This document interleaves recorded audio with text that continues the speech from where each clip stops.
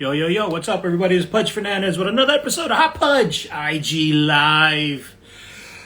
Chilling out here. I know we're 30 minutes late today. We're running 30 minutes. We usually start at 8 o'clock tonight. We're starting at 8:30 because our guest for the evening actually got held up. He was on stage. Which says a lot because we're in a pandemic and there aren't too many stages left.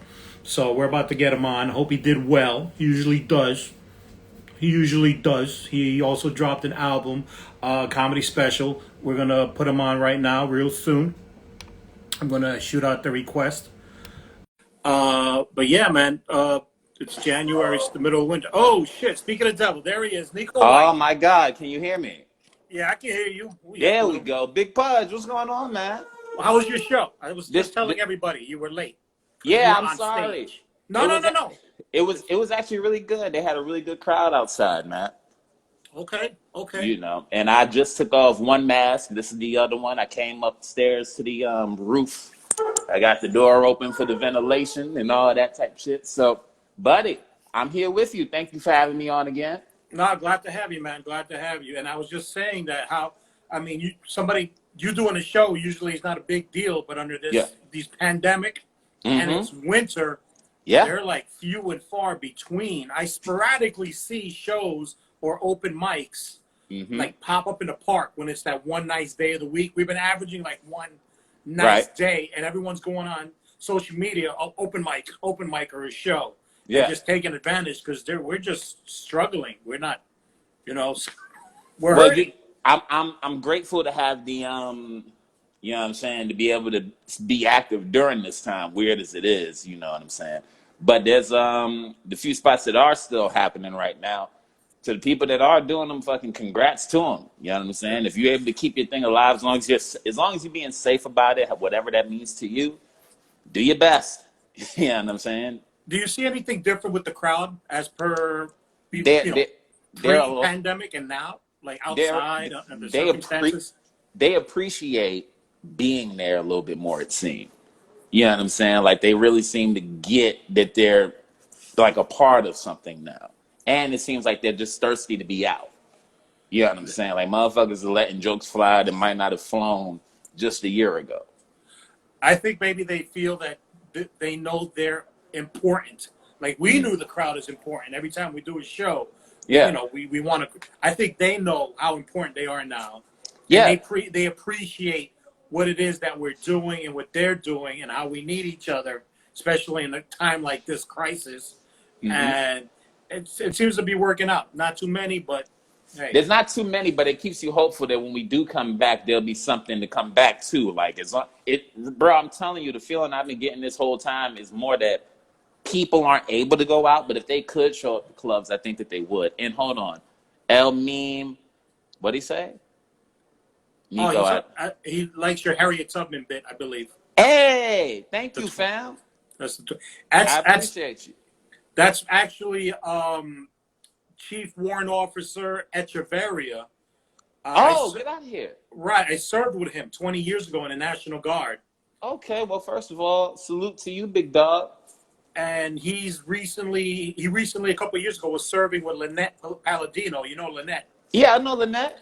So, and he's still active. He's still, and he's transitioning to comedy. Got you. So he's paying attention and taking notes. Hell yeah. Well, man, congratulations to you. And may you be as disciplined in your stand-up as you are in the National Guard. Did you say National Guard, Pod? Yeah. Whew. Yeah, he's kind of like this active duty reservist. There's a whole lot of like active duty, guard, reserve, full-time reserve. A lot more courageous than me, shit. But yeah, a lot. You know what? He may not be the only one. A lot of people might be transitioning to new dreams, new futures, new horizons, and 100. We might have a big surge in comedy. Who knows, man? I hope we have big surges in audience before we have big surges in anything else. True. Yeah, yeah, definitely. I think you said it correctly. We're gonna. I think once the spring comes around, if we get the opening like we did before under nice weather, we'll get something. I don't know if we'll get back to the comedy clubs with the vaccine. Maybe I don't know. Maybe it could be a fun 4th of July if we're back in the clubs. I don't know. Who knows, bro? At this point, I'm more in the mindset of this. Take it as it goes, man.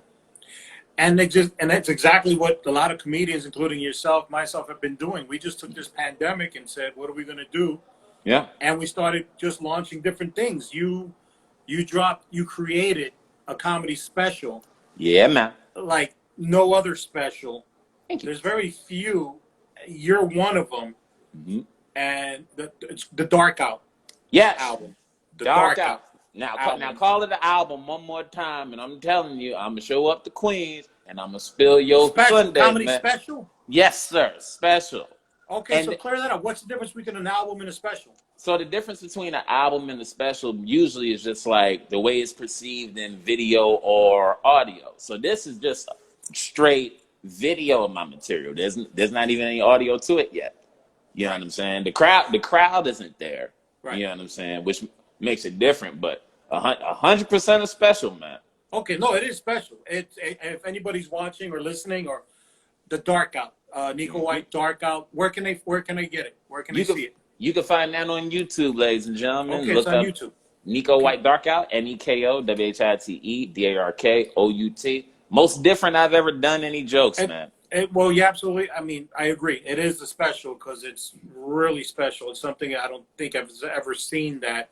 It looks cool. Looks crazy cool, crazy sexy. Thank you, man. Yeah, and that's really what I'm going for, dog. It was crazy, sexy part. It was sexy, but as a comedian, it looked really scary. Yeah, because you're in this room by yourself, just you and the mic. Mm-hmm. How do you find your rhythm? You know what's funny about that? And Big Dog just joined, as a matter of fact. It's good that you joined, Mike. The homeless pimp, the guy that just joined the chat just now, he's the man that recorded this joint. Oh, right? Wow. Shout out to the homeless pimp. Shout out to Mike Lavin, man.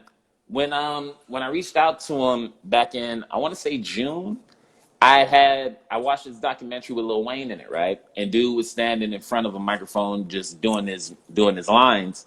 And I said to myself, well, shit, why can't I do that with jokes, right? I reached out to a friend of mine that didn't really get the idea.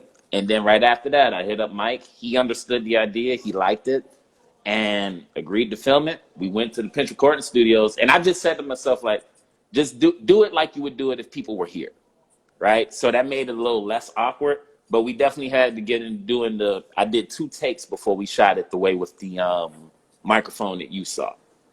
Oh, okay, so you did 2 practice runs. No. They weren't practice runs. Those were legit the takes. So the way that we did it the first 2 times was it wasn't like what we ended up putting out. I did it regular microphone, regular mic stand, and just. Oh, okay. Yeah, regular comedy style. Right, and then after that, we did the Frank Sinatra style microphone. I was really going to just do all the dark material in front of there, so like the stuff about the police and all that. But man, once we got in front of it and homie started recording, it flowed. And I liked the way that one flowed better than any other ones that we did that day. And that one take became the special. We chopped it up over Zoom and fucking put it out. Oh, okay. So you actually did 2 different takes, 2 different ways, and you went with the one that felt and looked the best. Yeah, I went with the last one, man. The first 2 were different because I didn't really have a plan on what material I was going to do in the middle. I knew I was going to start with the stuff about getting a COVID test, and I knew I was going to end on the story about taking care of grandma. Yeah. But that was about it. And you know what? Your favorite therapist. I want to say, if I'm not too crazy, I told you, I think it was her, but I know it was somebody. I inboxed somebody, and I was talking about doing something, right? And I was like, yo, I might just go into a music studio and record some jokes. You know what I'm saying? Would you want to see that? And they were like, yeah. But if you do that, I'd watch it. And that gave me the confidence to try that shit. No, what's that old saying that, we hit a wall, I'm all fucking it up. But yeah, we were in a situation with this pandemic, and you were able to evolve and just come out totally different and totally fucking cool. Thank you, man. Like, I wonder what, I already have some ideas. I called you right away, and I was like, holy shit. And that got me thinking. It just opens up all new avenues, all new ideas, and I'm like, oh shit, and it looks so cool. Thank you, And bro. so you did 2 solid takes, like Mm-hmm. that, like you did The one first hour because it was an hour, right? Yeah, we went over an hour. You know me, bro. I'm long winded as hell. So Yeah, the first one we did, I told Mike, I said, "Hey man, light me at." I think I said 45. Because right. again, I hadn't done. You know how it is, bro. We Yeah, like to practice a set a certain amount of times. We like to go sure. over and have it down. With the park shows, like I had an idea, but most of those sets were about 15 to what? At most, I do maybe 20 minutes, right? So Thank you, Solange. Necessity is the mother of invention. Thank you.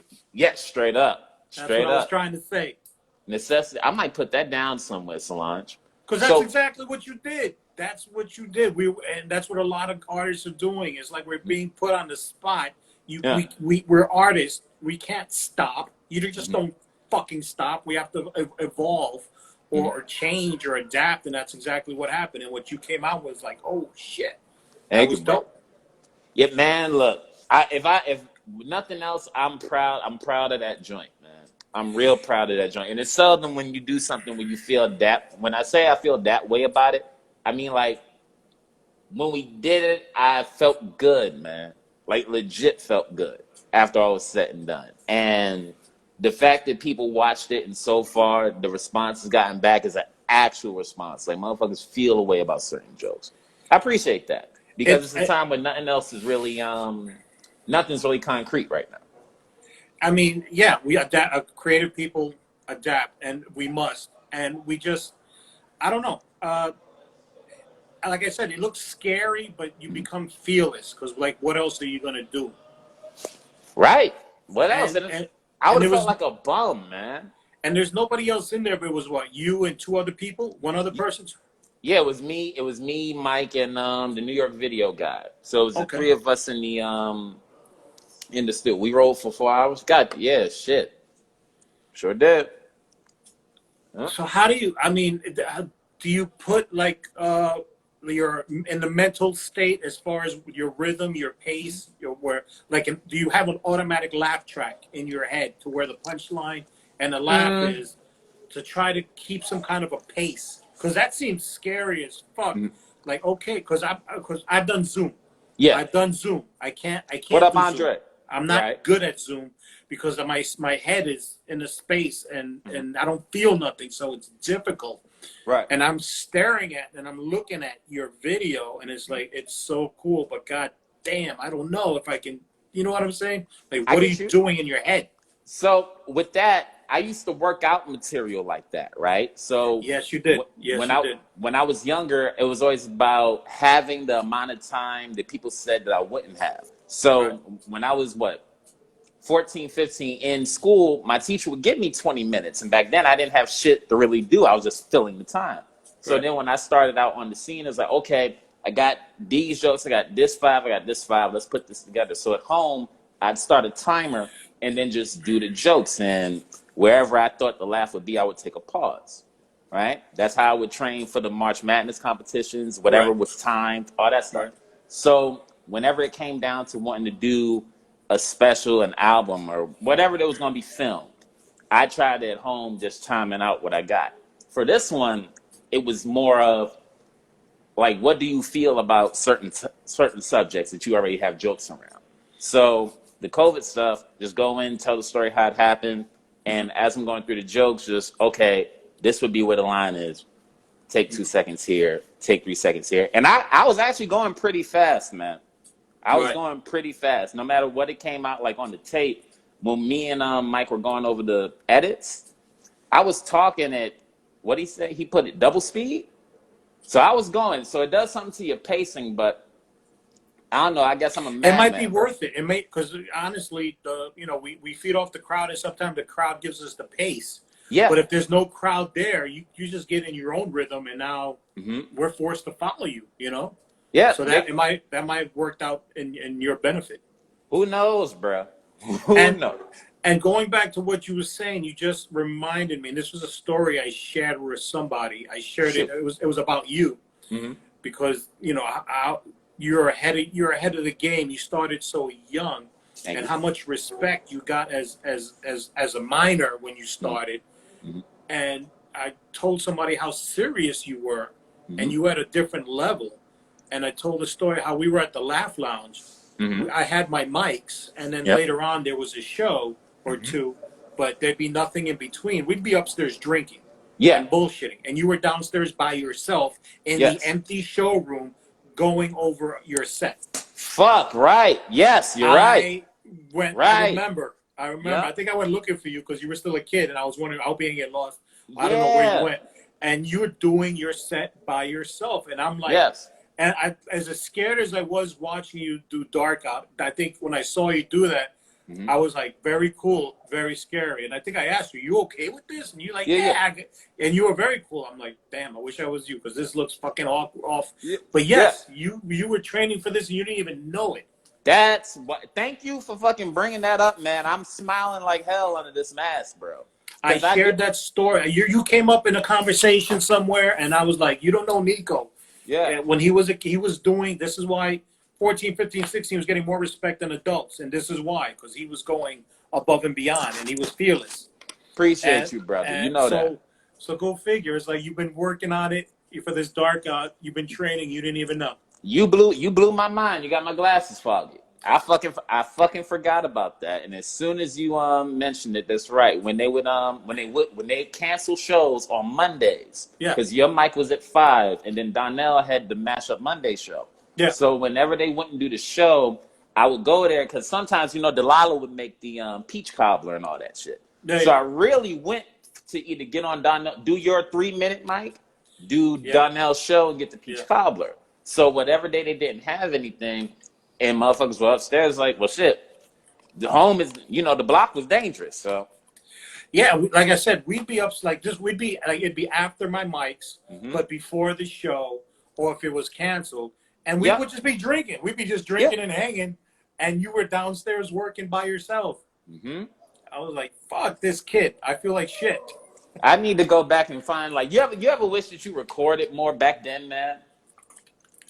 Like, I wish I recorded more of my old material than Comedy Time did. Comedy Time, they just releasing shit, dog. Really? Yeah, man. I seen I was actually happy to see it. They released a joke I had from years ago. And they released it now? Mm-hmm. Yeah. It took so long. Who the fuck knows, man? Who knows? They've had that set from Broadway Comedy Club since 2011, Pudge. I don't remember. I remember doing it. I don't remember what year, but I think yours is probably up there too, man. Go look for it. No, mine got released within the year. I remember. So I got those 2 clips. I got the videos. The whole set. Yo, if anybody here wants to go see like young me before my face had all the definition in it, telling some jokes. Look up Neko White Somali Pirates, and then go read the comments. Yeah, you got to put that up on. You got to put that up on social media. Yeah, I do, man. That. I wonder if we did the same show. We didn't. I don't think we did the same show, but I remember it was around that time. Yeah, it was like we had to sign a paper. They gave us $20, 5 minutes. $20 in 5 minutes, and don't do any crowd work and shit. And you better not curse. Yeah. Oh yeah, you had to be clean. Yeah. That was easy. That wasn't hard. Those videos went kind of like viral, man. I remember for a time. You remember when that was your credit? Yeah, it was, and it's still, still one of my few credits. Aside from a couple of festivals. Yeah, and they chopped it up. I tell you what happened. They fucked me over, because it's a 5-minute set, and they basically chopped it in 2, no problem. And they labeled it pretty nice. One was this, one was that, no problem. But on one of the videos, I got the wrong. They gave me somebody else's name. Oh. So on one video, it says Pudge Fernandez on the bottom, but on the other video, it has somebody other Latino name. Yeah. And I'm like, what the fuck? You're killing me. Yeah. That's killing me. That's the type of thing where it's like, yo, who do I reach out to? I remember they posted one of mine. I didn't know who to. There's nobody to talk to. There's nobody to talk. I wanted to ask them to retitle one of my jokes just because, that's not even the subject, my nigga. That's not what I'm talking about. Right. Yeah. You're just trying to get clicks. You know what I'm saying? And we were young. We were young, and this is a big thing, and I'm watching it, and somebody else's name is on the bottom. Yeah. I just had it fixed 2 weeks ago when I had, for real, after like 10 years later. Yeah. Ben Rosenfeld was building my website, and I put those clips into my website. Yeah. But I had him say, "Yo," I told him, "Yo, can you like fix that because that's kind of annoying. I like the clip, but not the name." And he kind of finagled this thing, and he was able to do it. Hold on, you know what I just remembered, bro? You remember when we went up to Albany together? How wild that show was? Yeah, I remember it was something. Yeah, it was a lot of things. What time did we get back that night? We got back at like 5 a.m, right? It was not a well produced show. Not at all. What was it? Like 10 comics and then a halftime and then another like 5. So let me go through the story, right? So back in like 2011 to 2012, one of my first gigs where I'm the closer of the show, right? They had this hall that they set up, and I remember the guy told me, he's like, "Yo, this place seats 700 people." And I asked him, I said, "And I'm closing?" "Okay, you sure?" "All right." I hit up Pudge, right? Pudge was gonna come up, Pudge was gonna feature. We jump in the car, we get up there, we drive like fucking 3, 4, 5 hours, man. Get up to Albany, we get to where we think the venue is, the address that they gave us, and homie texts me, he's like, "All right, where are y'all?" I'll never forget this, man. I was like, "Well, we're here at Washington Extension," right? He's like, "Nah, we at Washington Avenue. Y'all gotta get here quick because Pudge is basically next." So I'm like, "Oh shit, well if Pudge is next, that means I'm right after that." So we fucking get over there, we jump out the car, we ready to go on, we get inside. Not only are we not next, but there was a whole show and a half ahead of us. Now, we got to the venue an hour after, so we would be on time for our respective spots. Right. Right? Man, I'll never forget the kid that went up first after the host. Man went up and was drunk out of his fucking mind, got pulled off stage by the owner of the venue who said, "You're doing too much." Couple comics after that, they revealed that the host didn't do stand-up. Like, he was just reading people's names off a card. We had an intermission, and then the weirdest fucking act out of a domestic violence scene that the crowd wasn't warned about. So motherfuckers just thought that a lady got slapped by the host. It was an oddity, to say the least. I just remember. Then you went up. I bombed.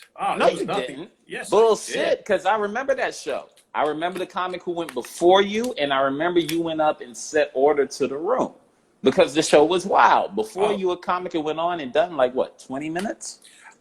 Honestly, I don't know. All I remember is like was one of these shows, like we were there for 4 hours before we got on. Yeah, it was like an hour and a half, then a break. Yeah. And then another hour and a half, and I'm like, oh, and people had left, and I was like totally drained and empty, kind of. I don't remember. I thought I bombed I had to go upstairs. Now you didn't. I had to go upstairs, and when it was time to get the money, I had to go upstairs and like fight for the money. I remember there was that issue with money. I was like, I was like, this guy's by himself in there, and I'm outside, and I'm waiting. Oh like, no, I know. Well, trust me, we got it. yeah, definitely. But yeah, it was a long ride up, a long fucking show, then a long wait for the money, then a long ride back. We got back at 6 a.m. That's why I would come on Hot Pudge Monday, Tuesday, Thursday, whenever the fuck. Yeah, it was one of those road shows, but goddamn. Wouldn't you do it today, though? You know what I'm saying? Right now? Yeah. Right now. Yeah. I mean, we're all, shit. What's up, Mr. Barry Ribs? How are you, man? I'm hungry. I'm hungry for steak. But I'm making do. I kind of took myself out of stand up, like because of the pandemic. I'm not going to force myself. We already had a corona,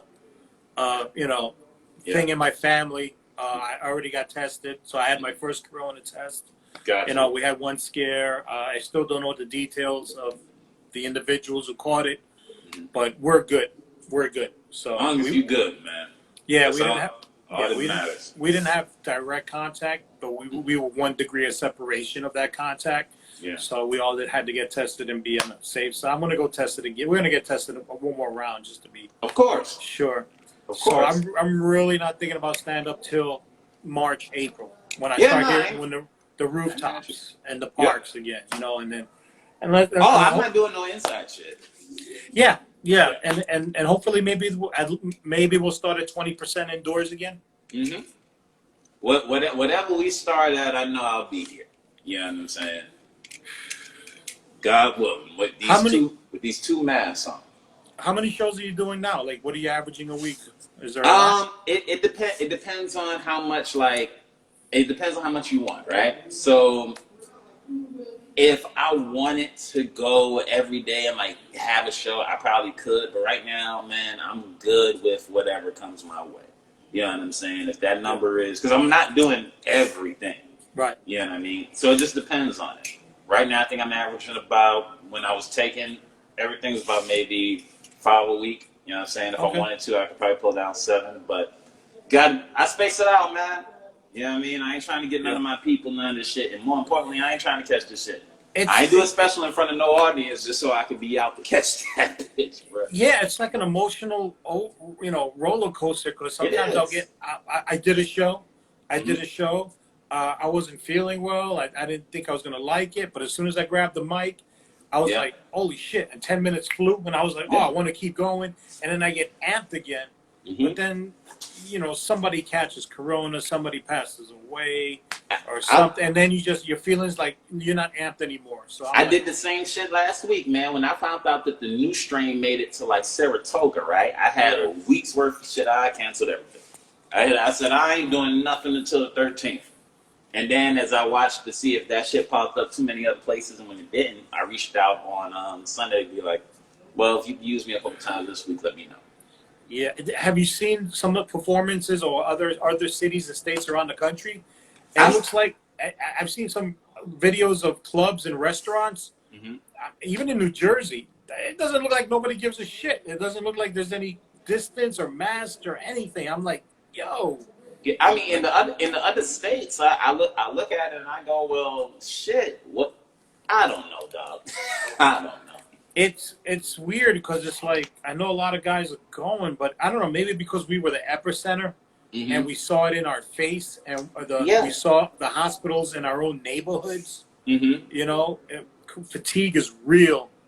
Yeah, it is fatigue. That's what it is. But I think because we seen it live in our face, and it was so close to home that maybe and the rest of the country again.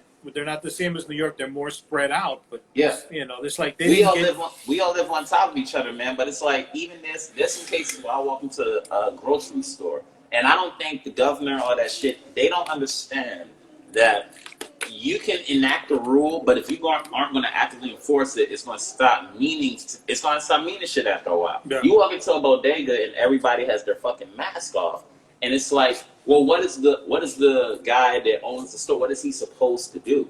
Right. If everybody's coming in there like that, is he supposed to fight every fucking customer? Are you going to provide them some time? You get what I'm saying? Yeah. So it's hard. And then you got people that if they don't see somebody with this shit, they ain't going to take it seriously. You got people that legit feel like the government is just trying to take people's freedoms, And that's why we create shit for y'all to stay home and watch so we can get back to work. That's really where I am. I know, and that's the problem. It's like everybody's feelings, emotions, and their political beliefs or religious beliefs. I mean, I was at the gym the other day, and an older gentleman, which I thought was quite funny because he had we're in Queens. Yeah. New York City, but this guy had the most southern accent I haven't heard since Texas. Yeah. And he didn't want to put, he was working out without his mask, and the trainers and the managers had to talk to him and be like, yo, everyone else has their mask on. And it's like, now it becomes an issue and it's just, complicated and yeah, man. It's a hot mess. I've been in situations where because I'm one of those people, if you get too close to me, if you're not wearing your mask around me, I'll get very uncomfortable and I don't know how to shut up, right? So I've been in a couple situations where I'll start to say something and then there's a part of me that's like, man, you got on your mask, fuck them and don't worry about theirs. But it's also like, you look at what happened in DC the other day, right? And they saying that, I'm like, how are y'all not going to filter out the air in that place? Because all those people are fucking ancient. And if COVID can live in the air, then we probably going to lose a lot of senators, dog. Wow, I didn't even think about that because that very same night after the insurrection, they went back. Yeah, they went back in the rooms and went back to work. They went back in the room, which was pretty cool. Very American. It's very American, patriotic, but it looks valiant to, you know what I mean. So I don't know, dog. I wonder if there's going to be an outbreak from that. There was a lot of people from all over the country there. There's a lot of people from all the country. Did you see what happened in Alabama yesterday? To who? Alabama. One of their teams won, and these motherfuckers look. Oh, I saw that. I saw a screenshot. It looked like 10,000 people jammed a fucking street. Jammed, man. They were shoulder to shoulder, cheek to cheek. And it's like I don't want to judge them, but shit. I'm outside now, by the way. Yeah, that's what I'm saying. It's like, the anxiety. Yeah. The anxiety, and it's like, yo, we want them, and then you got these people, and what if they're traveling up here? It's like, dog, I be sitting at home sometimes, like, am I being too cautious? And then the other parts be like, fuck that. No such thing. Yeah. It's like she was saying before. It's just this COVID back and forth, I just don't like that the media is like really using this shit to harp on people's anxieties, man. Yeah, it's that's another story. That's why I stay away. Yeah. I just keep it comedy, keep it moving, keep my IGs, keep working forward. I try to stay away from the news. Mm-hmm. And brother, thank you though, right? Because I only got like 20% left, so I gotta say this before we die. But okay. Man, thank you for watching all of them, because I basically sent you the whole body of work. I sent you introducing me, Marcellus and Dark out, and you got and you fucking looked at everything. Thank you. I never got to give you my input on Marcellus because I saw the first one. Mm-hmm. And what was the name of the first one? Introducing me. Mm-hmm. And I remember introducing me when we were talking. I was like, "Holy shit!" It was like you pulled out all the tricks. Mm-hmm. You pulled out all the comedy nuances that most people won't recognize, but we did. I'm like, "Oh, you did this, the callback, and I was like so impressed. I'm like, "Fuck, you're just pulling out all these tricks that even I don't have." Little things that comedians do on stage. But then when I got to Marcellus, there was no tricks. It just felt like smooth, concise, just straight through. That felt. It was definitely different. It was like almost.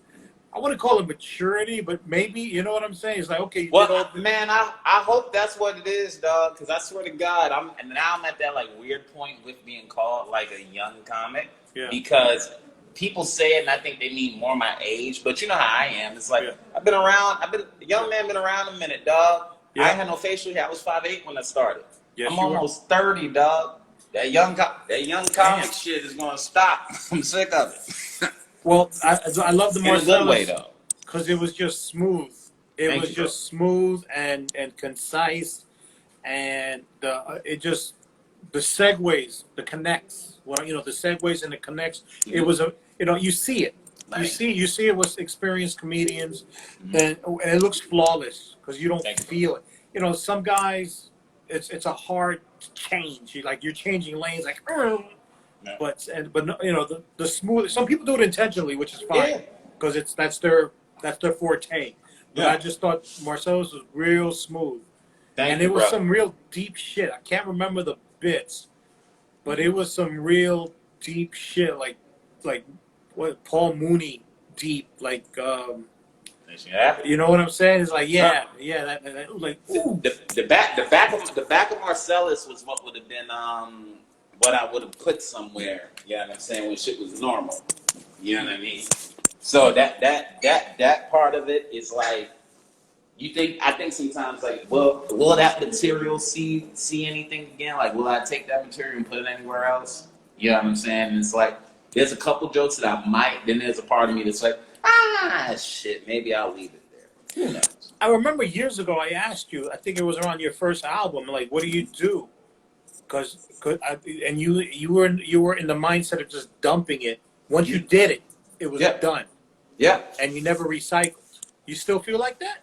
It's weird, right? So there's I feel like there's a couple jokes that I wouldn't mind bringing into something. Like the first big whatever, there might be a joke or two that might pull from introducing me, right? Because I know on Dark Hour, right? I have a thing about how Dominicans don't like to admit how black they are. Yeah. I've had that. That's on introducing me, right? But the premise reinvigorated itself because of stuff that happened. So I was able to add to that joke. Sure. See, that's the thing that's in my head. Mm-hmm. Like, I still have. I mean, I didn't drop any albums or specials, so I can still use a lot of my old stuff. Yeah. But a lot of the old stuff I always carry because I'm like, it's not ready. It's not ready. Okay, it's funny, but I can go deeper. Like, I never want to release it completely because I feel like it's still growing. Right. I don't know if I could ever let go. But I know I'll get there. It's a little weird. Some guys do, some guys don't. Yeah, it's all in how. But I love these types of conversations because it's more just like a technique thing. It's dependent on the person, right? Right. So for me, I think it depends because there's certain jokes that are just funny jokes that you get rid of, and then there's certain topics that come around over and over as you do your projects. And then how many people have seen your material? I mean, right. Then that too. So I think you can still go back to introducing me, and go and when you hit that next level, and now you're headlining 30 to 40 states out of the country. Yeah. I mean, you got 3 albums to pull. Yeah. You can actually make like a master. Right. It's definitely material there, but you know what it was? I came up under the I think you came up under the same time too, being a 05, 07 baby, right? 05, yeah. 05. And that's once you do it to where it's tight, you do it to where you get it to put out, and then once you put it out, you bring them something different.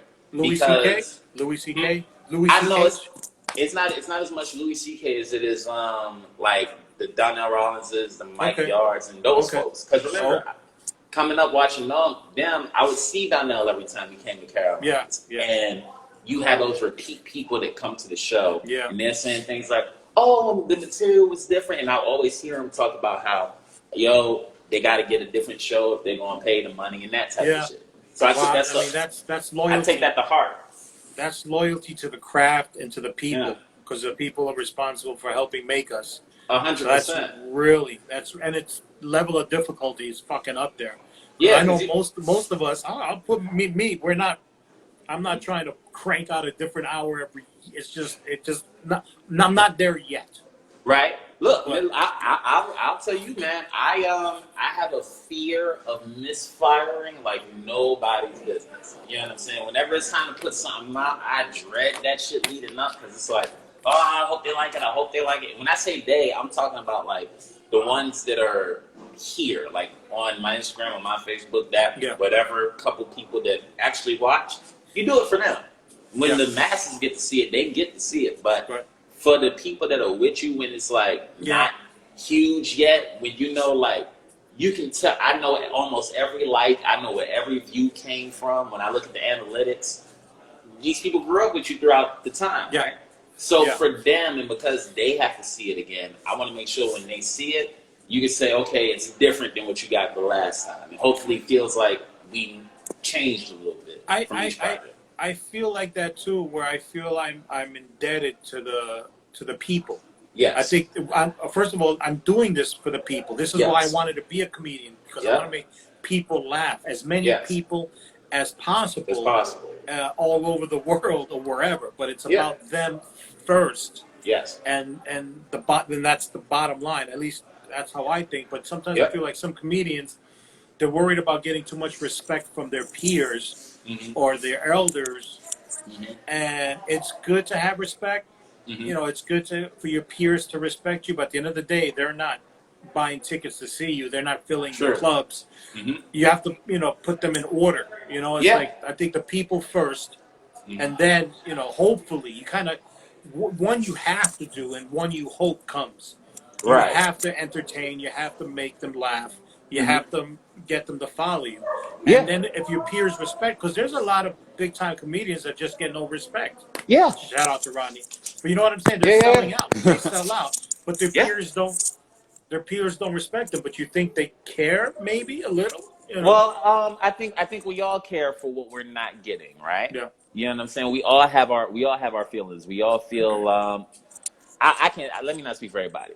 I know for me, there's times where I'll feel underrated. You know what I'm saying? Yeah. If I see a list or whatever that comes out, I remember a list came out for the top 10 or whatever. What was it? I think black comedians that dropped the album last year, right? Okay. And I didn't make it. And I'm like, now, God damn it, if I know one thing for sure and two things for certain, I know I'm a comedian and I'm damn sure black, dog. I ain't break that. And then when you start thinking about that shit, it's like, bro, does it matter?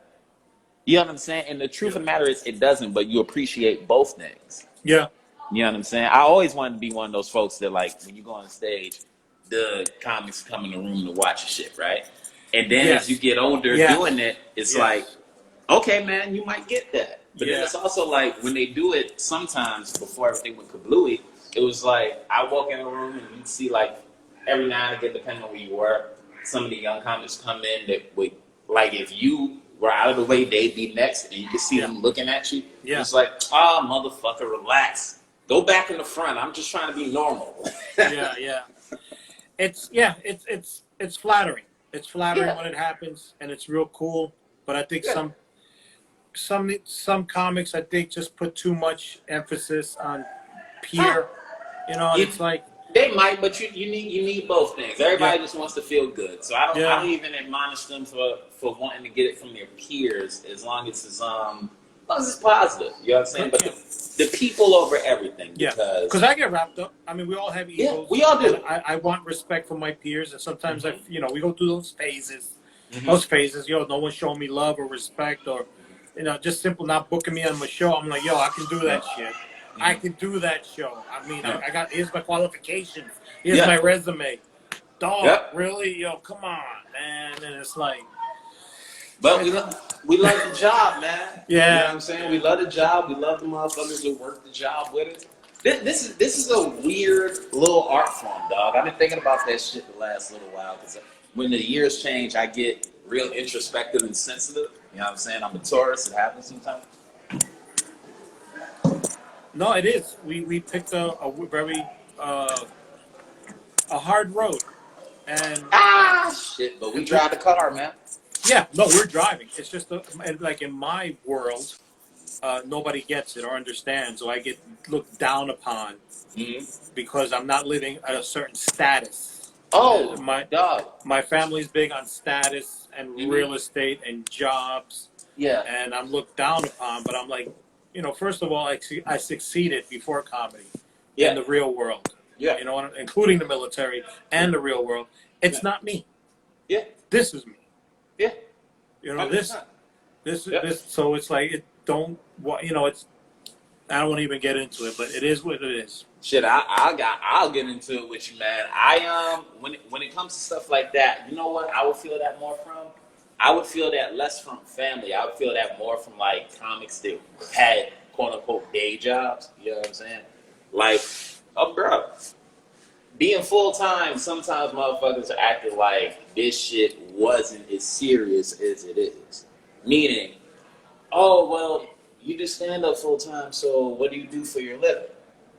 I do stand up. Yeah. Oh well, so your mom's paying your bills? No, I actually pay hers. What? You never worked? It's like, this is my job, fam. You never had a job.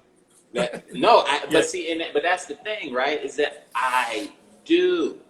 This is the profession. This is the job. It's not standard, God knows, but it is my thing. And you adjust your lifestyle to your job. Yes, 100%. Here's what irks me. Why are you getting asked that question? I never saw that question being asked to other individuals who are getting their cell phone paid by mom and dad back home, or their rent paid by somebody back home. Yeah. Or things of that nature. Why did you get that question? Who knows, man? Sometimes people like to find a reason. right? Sometimes Anyway. folks like to find a reason. Anyway. Well, Anyway. But anyway. So how are you on time? You said you had like 20%? oh no, I'm good. My phone went down to 20%, but so far so good. I don't want to scroll down to check. You know that'll cut us off. No, But I got at least 10 minutes. Cool. Well, what I wanted to ask you was, it was from your Marcellus album, I believe, because we were just talking about living and lifestyles. Mm-hmm. And yes, regardless of how much little or how much we adjust to our lifestyles. Yes. And as an artist, and you've heard this term starving artist. Yeah. That's basically what we are in so many words. Mm-hmm. But you went out and got yourself an expensive watch. Hey man. That was a while ago, man. Okay, because I heard that that was on the album, so that's public knowledge. So I'm not blasting. I got a couple nice things. Okay, you know what I'm saying? So, as far as like that watch, one good watch. But you gotta understand, man. I save for that watch from like I really like watches. I always. Oh, okay. So you're a watch guy. Always liked watches. Okay. So at like when I turned 20, I said I'll take whatever and put to the side for a little while and see if I buy me a nice watch. And after like 5 years, I saved some money and got me a nice watch. But it's nothing. When I say nice, by the way, y'all, it's nothing that goddamn nice. Trust me. It's not a Rolex. No, fuck no. Okay, but you know, compared to it's I mean, I'm a simple man. It sounds a lot to me. It's one of those things where like if I ever have to dress up and go out, then I'll put it on. That's the watch. You know what I'm saying? Okay. If I got a girl I'm trying cool. to impress, that's the watch. But I don't do the stuff like that a lot. But see, that's cool because you didn't just buy something. It's something that you like watches. So you have you're into watches. Yeah. I'm one of those people, man. Okay. If I like something, I'll go. If I like it, I'll go deep into it. That's anything. Watches, I'm deep into. When I was smoking cigars, I was deep into that. Cigars, yeah. I can tell you the differences. The guy I had on. I went with a cigar bar with him in Long Island. If you ever want to go. Oh man, I would love to. Yeah, man. I would love to. No worries. Yeah. As soon as I get my car back. Well, it's on lockdown right now. I'm in the middle of switching paperwork. But man. But I got into cigars. I got into cigars a long time ago. And Etch brought me back. And I'm enjoying it a little too much. Yeah. It's good. I found one that I like. It happens to be $15 a pop. But which one is that, man? It's called Cuba or Cuba with a K. Kuba. Oh, I think I know what you're talking about. It's acid based. The acid Cuba. There you go. That's the one. The blue ribbon. Yep. Yeah. Look at me. Yeah. Smoking them acid Cuba. Yeah, I got expensive taste. I came outside to where they would usually do the show. Is my audio the same? Yeah, it's pretty good. You good? Okay, cool. But yeah, man, fucking. We'll hook up for a cigar. He's got. I would love to. He's a member. He's a member at this place in Long Island, and we'll definitely kick back. I would love to. Joya de Nicaraguas are my favorite ones. Nicaraguas? Huh? Which kind? The Joya de Nicaragua. Okay. Is the name of the cigar. Okay. Those are my favorites. Gotcha. You know what I'm saying? The stick is probably about this big, and it's only like what, $10? All right. But burns for an hour and 20 minutes. Yeah, dog. man. The best. That and like, do you drink when you smoke, like coffee or anything? Yeah, you have to have a beverage. You have to have a beverage. That's kind of the unwritten rule. You got to have a beverage. You know, I don't drink any more alcohol, but guys do cognac and things like that. Coffee. I like coffee. I'll drink it with my coffee.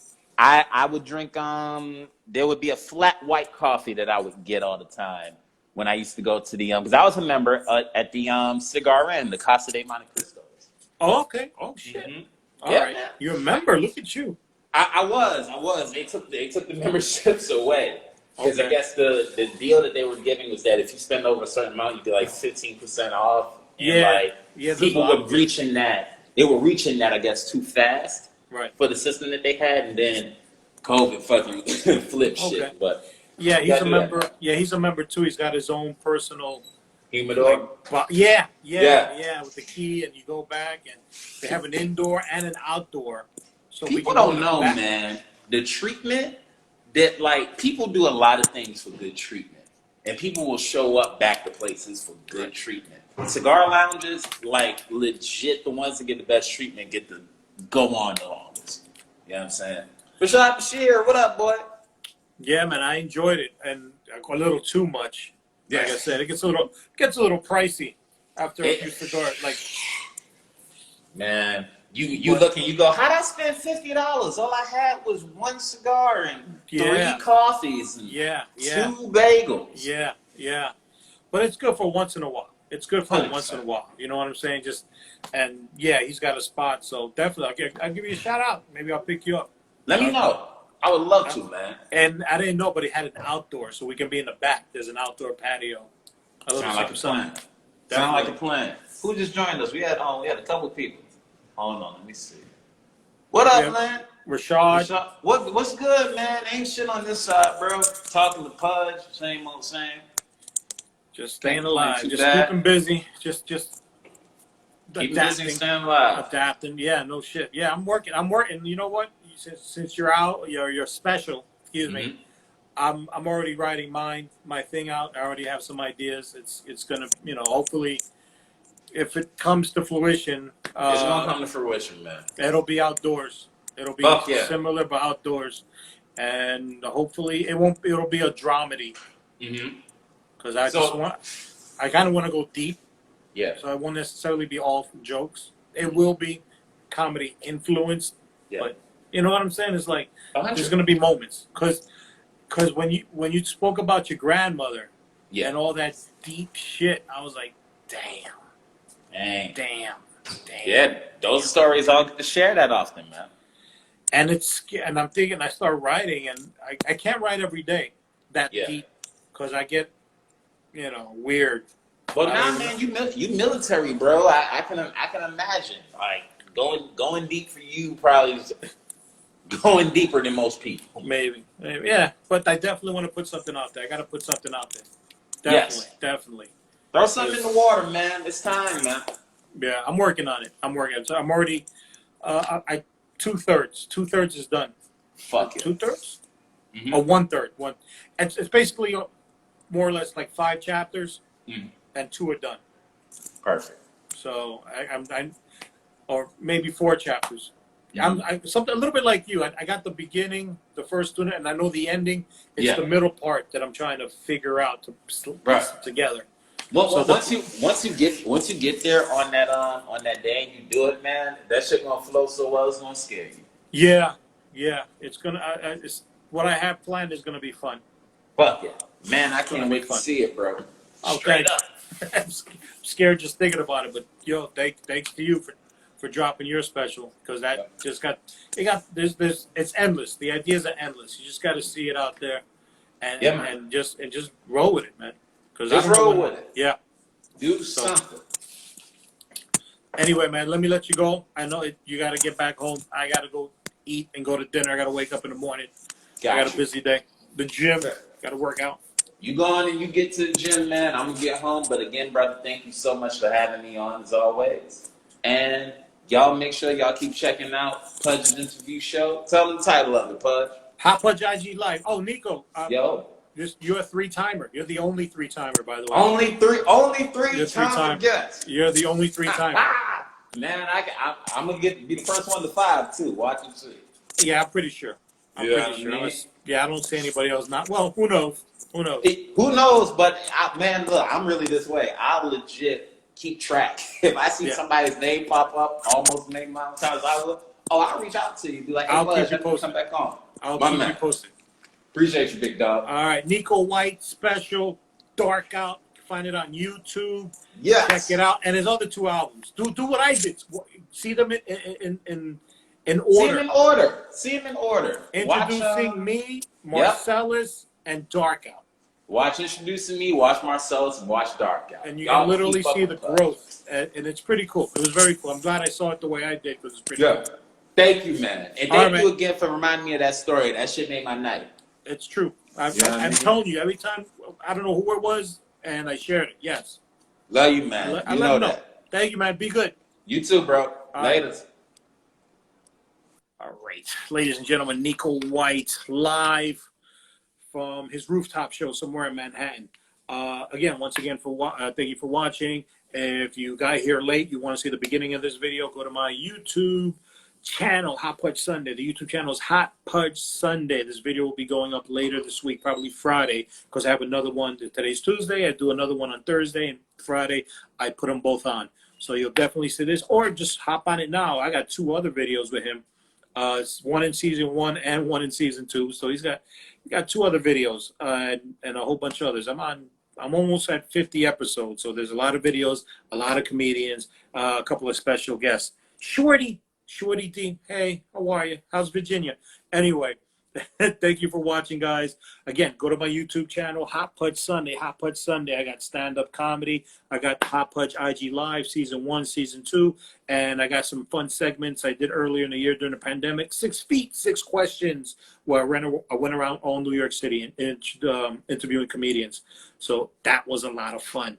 Anyway, thank you for watching Hot Pudge IG Live. Remember, every Tuesday, every Thursday, 8 o'clock. Every Tuesday, every Thursday, 8 o'clock. And if you miss an episode, Hot Pudge Sunday's YouTube channel. Thank you. Good night.